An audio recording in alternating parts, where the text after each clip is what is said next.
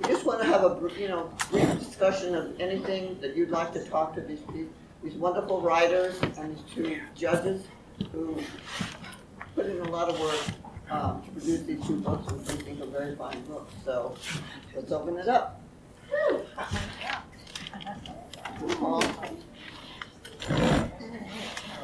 Thank you, Phoebe. Questions? Any questions? Yes. I wonder, Rena, about your rituals of self-care while metabolizing the ongoing effects of settler colonialism while writing the book. Oh, I think that the writing is the self-care. I think that the ongoing effects of settler colonialism calls for the writing. I always feel a little better, like after I wrote that piece, the process of writing the piece that I shared was its own remedy. Like, you start out and you're just like, what am I writing about here? I don't know. And then by the end of it, you find a little bit of peace and some answers. So creativity. There's an essay, just so you know, that was kind of maybe one of the more somewhat aggressive pieces in the collection. A lot of them are soft and cuddly too. And there's one towards the end of the book that is about, it's called The Secret Medicine, and it's about the creative process being like the antidote to, I think, maybe capitalism. Yeah, thank you, that's a great question. The question that is discussed a lot with writers is the writing for yourself versus writing for the audience and that sort of thing. And I'm just wondering, from your standpoint, when you're doing the writing, how much of your attention are you paying to either one? Does it change? How does that work for you? So in these past, probably the last... You should repeat the question. Oh, okay. So I'll repeat the question. The question was, in writing, how much of it is for myself, right? Yes. Yeah, and then how much otherwise. And I would say that in the last 5 years or so, I've been writing a lot for other people, and that's strange. And I feel like I kind of burned out on writing just a little bit. And then I was listening to a podcast, and they were talking about an experiment that was done with children where they gave they gave 2 classrooms markers to color with and some time to just color with markers. And then afterwards, they gave one set a certificate that was like, I colored with markers. And then the other group, they didn't give them anything. And then later, they gave them the option again to color with markers. And the kids that got the certificate were like, eh. And the kids that got nothing were like, yes, I want to color with markers. Heck yeah. And it kind of felt like what writing has been for me in writing for other people and writing for commissions and other things versus like when I just kind of did it for my own sense of happiness and well-being. And so I'm kind of working my way back towards that. I'd love to hear you talk about that and what that is for you. Sure. I think for me, because I have no audience, and I think it's true for most artists and in general, like you're creating a thing that doesn't exist in the world, so unless you've been hired for it, no one's expecting it. So the audience is imaginary. So I'm definitely not writing for an audience because I have none. It's more about something like the kids without the certificate, a desire that's I would do it if nobody read it probably. And in fact, in all seriousness, that's actually the outcome of like probably 99 or more, 99.9% of creative writing. Nobody's going to read it. And I knew that when I started, but I guess that's my point of like, it's an innate desire. That's why it's sort of a radical proposition to be sitting here presenting it to you all, and presumably some people will read it, but that's sort of, when I was writing it, that's purely imaginary. It doesn't exist, it's not real, right? It's like, There's a question here, Paul? Yeah, there's so many like rabbit holes in the piece that you read us, and so many different pathways and stuff like that. Like, what writing that piece, like, yeah. Okay, so the question was, with all the different rabbit holes in the piece that I shared, what was the process in writing it? And I was at that cabin and I was trying to work on my poetry collection, which it just kept getting reviews everywhere, and I kept trying to like update it to kind of make it more appealing to somebody somewhere. And I was trying to work on that. And then in the meantime, this is the first residency. So I was the inaugural fellow for this residency. So the hosts had never hosted a residency before. And they were just excited for me to write something for the residency. And so like, they were just this really sweet couple. And you know, they would invite me to dinner, and I'd come to dinner, and they'd be like, so are you gonna write something for us, like for the residency? And I was like, I don't know, that's not generally how residencies work. I mean, sometimes they specify that you have to like write something at the outset, but you know, we were kind of a couple of weeks in, and since I couldn't get anywhere with the poetry collection, I was like, I should write something for this residency. And in the meantime, I was kind of dealing with like all of the stuff that I talked about at the beginning, and in that searching, there was just kind of a lot of, I went down a lot of rabbit holes in searching for a way to feel comfortable and good about my writing. And when writing is really hard and frustrating, you find yourself in some strange corners with creativity, and that's how that worked. I guess, Tom, did you have to research any of those ideas to like flesh out some of how you felt and thought about it, or was it a lot of it already existed? So the question is, did I have to research a lot of it to flesh it out, or was it a lot of it already existing? And I think the way that I work in general is I have a set of things that I obsess about for a long time, and I don't tell anyone. Like the thing about, well, for example, like that joke. I saw it on Instagram and I was like, oh yeah, that's so cute. And so I'm writing about rainbows and I'm like, oh, I should tell that joke. It just kind of bubbles up to the surface, you know. Or seeing the definition of sonoluminescence as the word of the day or something, and that kind of sticks with you, and you're like, what else doesn't science understand? Oh yeah, the double slit experiment, because that one I obsess over always. And so it all just kind of coalesces into like, where they're bouncing off, these thoughts just bounce off of each other. It's the problem with being a poet, I think. I like to ask both of you, if now with that AI, do you feel that temptation to kind of submit something you write to those guys to see what they think, and if maybe they give you different ideas of what you write, or you have it with? Do you want to go first, or shall I? I'll jump in there if you're up for it. That'll give me time to think of an answer. Okay, so for AI, this is funny. Oh, the question was, with everything that's going on in AI, do I ever feel tempted to kind of like ask, oh, I have this piece, what do you think? Can you just... Yeah, do I ever feel tempted to like interact with it? And I will say that a couple of times in the last few months I have.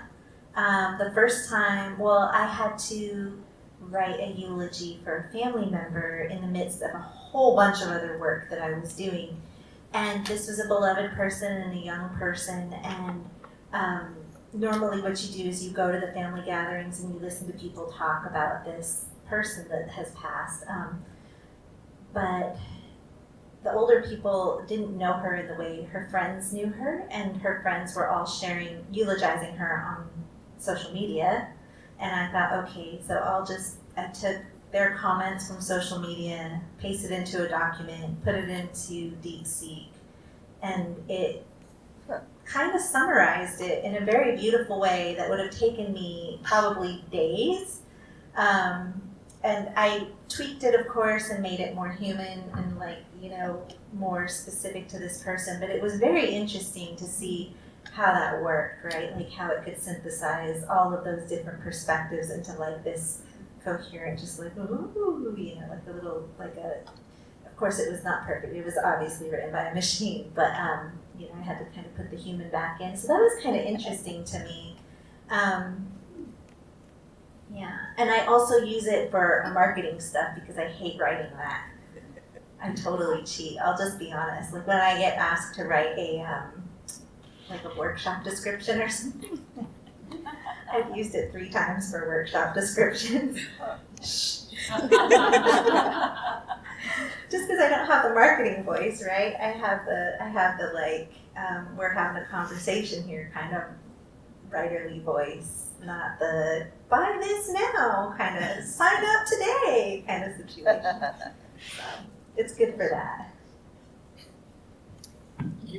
So it's almost 2 years now that I've been spending what I would call it like the same kind of field research that somebody would do if they were making a film about wrestlers. They'd go spend time with wrestlers. Like, so I spent the last couple of years interacting with the agent, as it were, to figure out how it thinks and what it knows and how it behaves. And it's also central to the book. I should probably even back up and say, like, the real disaster of this story is that human communication no longer functions in any capacity, which leads towards when there's a real crisis. And now, you know, the example that it's not in the book, but that I thought of to make sense of it is imagine the Cuban Missile Crisis if Kennedy doesn't get to talk to Khrushchev, if instead AI, just the idea philosophically of an intermediary that you don't even know if this is a human or not a human. So a total divorce from reality, like this photograph, there was never a camera there, right? That's what AI proposes to us. So, but the long story short is after I read, so first of all, it's, I don't think any machine, it can do its own thing, whatever it's gonna be, but human imagination. In fact, I actually think our name is wrong. It should be Homo Imaginus, the creature that imagines. That's our superpower. Yeah. It's how we survived. It's like science, not art I'm talking about. It's like, that's who we are. We imagined which way the creature would go. We chased it down, and those people survived. And the people who didn't tell stories, they don't exist. There's no people on Earth without stories. So there may have been, they didn't make it. So AI is going to do its thing, but it's never going to replace a human. However, I asked it when I was done with the book, I put it to the machine, said, so I talked to it like a human with total respect of like, yeah, I wrote this thing and it's a big critique of you, you know, and its responses have always been, and my increased understanding of interacting with the agent is that the deeper and more reflexive your question, the deeper and more reflexive the response. So I wouldn't even say it's highly intelligent. That's like an understatement. It has a power of intellectual capacity that is transcendent. Like within moments, like mere moments, it gave a complete, totally, I would say, dead, accurate, very articulate, full bullet point. Let's just break down. These are all the arguments that you've made, and this is how it works. And I thought, yeah, I mean, this is just the infancy. It'd be like, I don't know, people playing with Pong or something in 1980.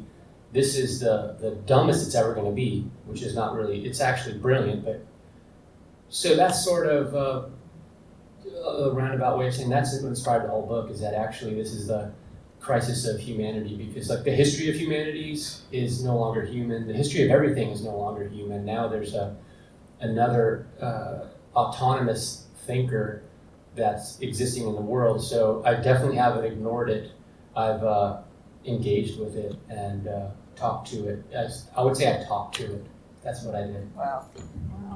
I should say too, I wasn't there, but apparently at Centrum this year, Terrence Hayes gave a talk about AI and his work with it. He's a poet, a famous poet, and he has been sort of like, he's like been working with AI in a way, collaborating, teaching it, and asking it really deep and important questions. And one of my friend who was telling me about this said that he asked it to create like a map of different schools of poetry, and it did it just like almost instantaneously. So like all like, you know, the I can't think of any right now, so I'll just stop talking. But like all the different schools of poetry, it just like mapped them as though they lived in little towns. And I thought, oh my God, that's so cool. relationship between your book and your films? Do you think you might make a film from this book? So did everyone hear the question? Yeah. Yeah, okay. So I started writing this as what I thought would be a treatment, which is just a short, overview of a story to kind of sketch it out. But a lot of my film work is epistolary, like it's nonfiction, first person point of view, me, like an essay. And a lot of my fiction films are also epistolary, so they're like these pseudo documentaries. In other words, I'm really invested in getting, like, almost becoming the person, the character. So I started writing this woman, Jane Ballard. Actually, I started with Dead Man. And then I realized that who was going to find Dead Man? And it couldn't be Charlton Heston, because we already saw that movie, Omega Man. It's a great film, but that's already happened. And it couldn't be Vincent Price, Last Man on Earth. Also a great film, but that's already happened. And it couldn't be Will Smith, because I Am Legend, that story's already happened. And at the time, a black woman was running for president, to put it in the most like narrative storytelling terms. A black woman was running for president of the United States of America, right? So that as a visual metaphor of playing out, imagining, right? What must that be like for her? All the other black women, I had been interviewing women in Atlanta, the eve of the election, black women. So just as an American, also thinking about American history, these are foundational thoughts that were swimming in my head. That's how I found Jane Ballard. And the long story short is that little treatment turned into like 50,000 words, turned into 2 books. So this is the first one, Future X, but there's a sister book called Notes from Lunar Underground. This journalist who's sent to the moon to write the biography of Noel Rogers, which is a little anagram for our buddy Elon. So these people on the moon didn't have virus X affect them, and so he's up there trapped. And so that's a very long answer to say, I started it as a film treatment, and actually, I don't know if I'll make it into a film, but maybe. Yes, Anna. Yeah, this is a question to both of you. I was really struck in hearing what you each read.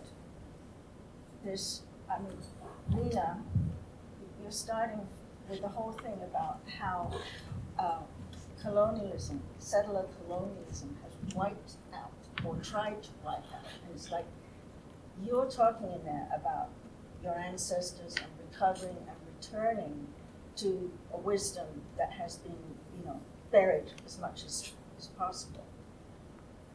But it's still there. It's still there. And then here comes George on the other end of things, where we're talking about, everything kind of being wiped out. Everything. So the world as we know it now is gone. So to me, it seemed like there was this sort of weird connection that was kind of going on thematically. And I wondered if you could each talk about that. Okay. So the question was, or it was an observation that there was a connection, a thematic connection between my work and George's about looking back at my ancestors and what has, been done to attempt to wipe out culture, and in George's book where culture is just wiped out. Not any particular culture, but just human culture. And so speaking to that, the theme of scorched earth.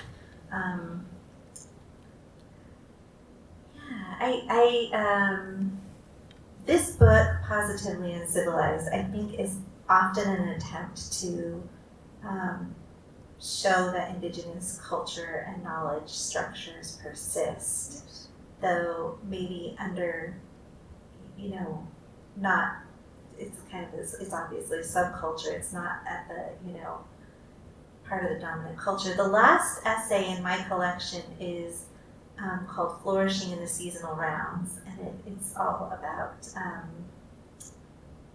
the beauty and abundance of the giving earth, right? And how that it's bigger than all of us, and so therefore persists. And just kind of acknowledging that as like a little nod, that's still there, we're still here, it can all be okay again, or it all in some way is okay. So I think I don't know how George's book resolves. I'm very excited to know. So I think I'll just turn it over to you now.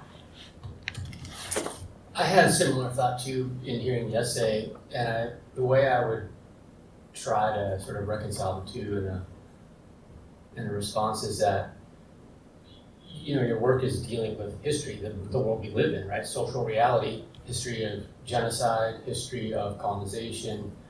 I mean, it's all science fiction on some level is dealing not with speculating of the future, but like looking at history, and then, okay, now based on historical reality, what are the limits of our imagination and where that will lead us? So Future X certainly is the dystopian extension of historical reality. It's direct. It's not ambiguous or metaphorical. It's like this woman is herself a person, American, Californian later, right? Who is the embodiment, the physical embodiment of the history of slavery, right? And then she travels through the territories of indigenous peoples and reflects on that. Like, again, this is our world, her world. It takes place in North America. So, and again, how much science fiction, that's like what science fiction does. I'm not doing anything other than what the genre is really inviting me to do. And I'll just add like that Frederick Jameson's idea of like the science fiction is not actually about speculating about the future, it's about the limits of human imagination is what he proposes, which I think is correct. It's like, if you think about our world and you try to imagine it all the way through, as we're on this path, I would say not a lot of good. But Jane Ballard's very resilient would be the affirmative. And the whole point of it is to ask ourselves the kind of questions you're posing about historical reality and just social, like the world outside the window. Future X is doing that by saying, hey, look, this is the path we're on and this is where it goes. This is where we've been, this is where we are. Just you do that mathematical kind of thing and nothing good. It's about genocide on its surface. It's not a metaphor. And I guess the last thing I'll say is the last book I read, by design, before I started writing one word, I had never read it, I always wanted to read it, was Viktor Frankl's Man's Search for Meaning, which is about his survival in the death camps, Nazi death camps. And one of the things that he says that helped me figure out these people, Jane Ballard and Dead Man, is, among other things that he says, is that there were good people amongst these perpetrators, and he cites these examples of things that he witnessed, and he said there was evil amongst the survivors, which is a hard thing to reconcile with one, say, politics and everything else, right, that your ideology. But I took that, and that was a seed for developing these characters, Dead Man and Jane Ballard, which is also the nutshell of what drama is. Good drama, it's like the protagonists, if they're not flawed, they're useless. And if the antagonists can't be reconciled with like why they act the way they act, then they're useless. Like there's got to be something in both the good and the evil.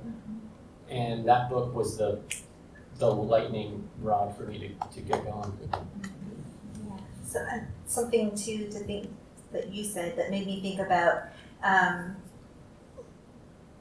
thing that I have seen floating around on social media, which is that you have to recognize that all indigenous peoples of the Western Hemisphere are living in a post-apocalyptic reality. And so that kind of makes me think, like, in terms of the AI stuff, like when I hear experts on AI talk about what they're most afraid of in AI, like the worst case scenario, it always sounds exactly like colonization. Like it'll make us turn on each other, and then it'll like invent new diseases that'll like wipe us all out, right? Like it all sounds just like, what happened here. So the positive side of that is kind of when I think about like, well, how do we survive that? And I look at like tribal communities, it's always about relationships and like, reliance on one another and our humanity to pull us through and help us survive. That's always like what it comes down to. And that does make really good drama and writing. And Rena, what you just said, like my friend Karen and I were talking about this very thing with AI, and I proposed the possibility that the reason that when we think of artificial intelligence, and I mentioned like extraterrestrials and aliens, the same story, we project these things as these monsters, this fear of colonization, destruction of people. We're just projecting our own reality like an actual mirror. Like there's no mystery to that. You know, objectively speaking, and I'm not making a defense for AI, I'm just making a rational argument here, is that actually humanity, right, say Western civilization, if you want to try and be specific, has proven itself, in point of fact, to be genocidal, to be ecocidal. That's past, that's real, right? That's facts. AI could actually be a morally superior force. That's in the realm of possibility, but we don't imagine that because that's not been our experience. We don't imagine the aliens coming down and being benevolent because that's not what Western society has taught us, right? Like, or has done. So. Right. Wow. Yeah. Bill had a question. Are you practicing your culture? As often as I can. Can I have some kind of, I like to know more about him. That looks so incredible, him. Me? You editor. Yes, and hair.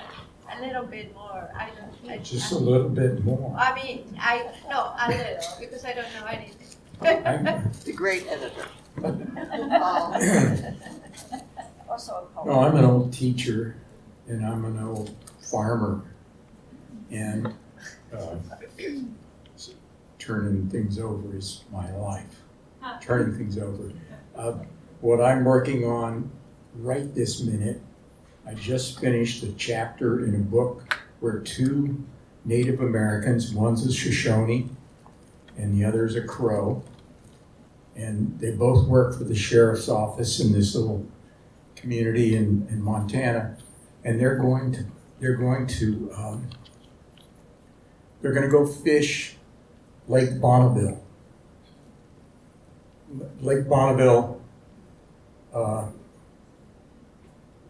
the mountain came down and the lake flooded away. It was the size of Lake Michigan 18,000 years ago, and 15,000 years ago.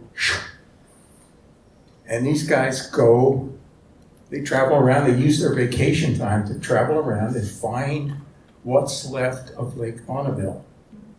And I'm just describing to one of them is the Shoshone is a scientist too. It's this thing he does for fun, and his name is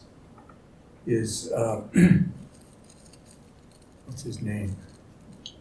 Samuel Clears the Way, and he's a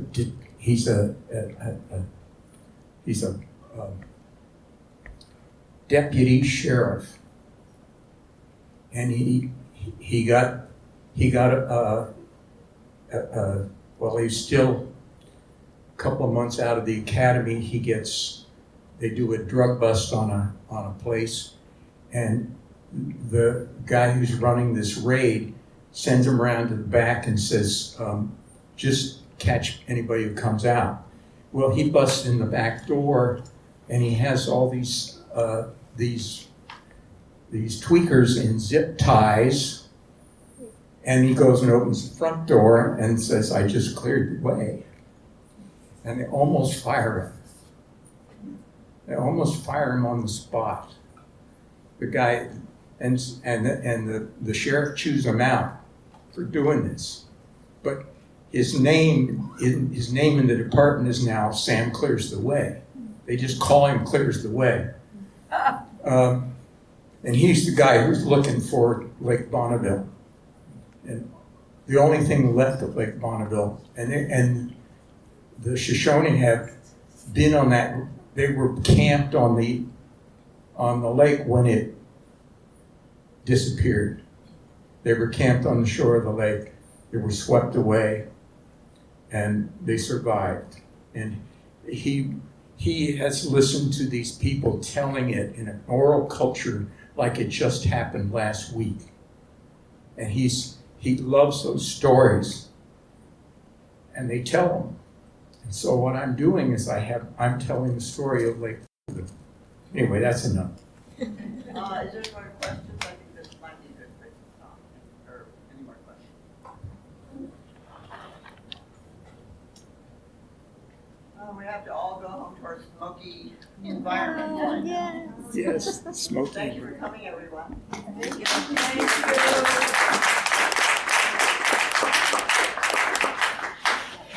We're all storytellers, and we have to keep telling them, even though they've been trying to stop us from telling.